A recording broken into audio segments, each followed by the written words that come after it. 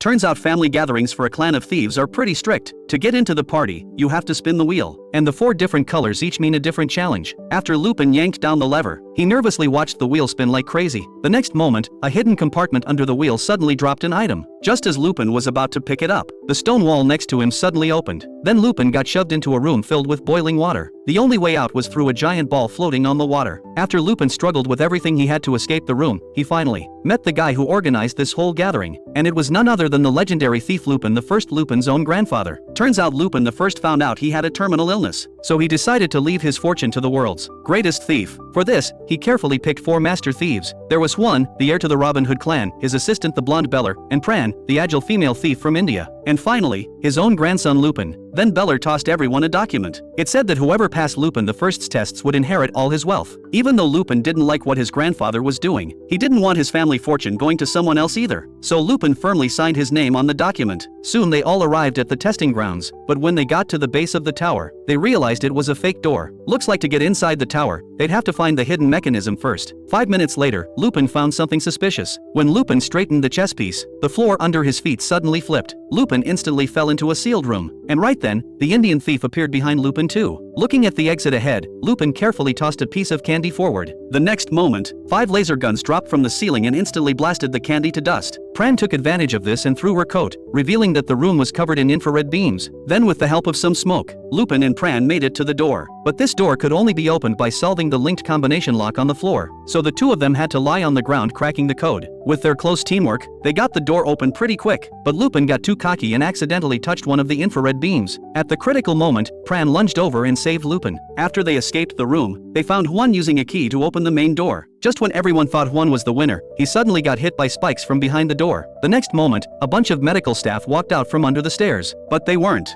there to save Juan, they were there to take his heart. Only then did Lupin realize the whole inheritance thing was fake. It was all just Lupin the First trying to take the strongest heart to extend his own life. And the document they'd signed earlier was actually a voluntary organ transfer contract. Luckily, Lupin had been careful. He'd secretly switched pens when signing the contract. This really impressed Lupin the First. Only a thief like that was worthy of being his grandson.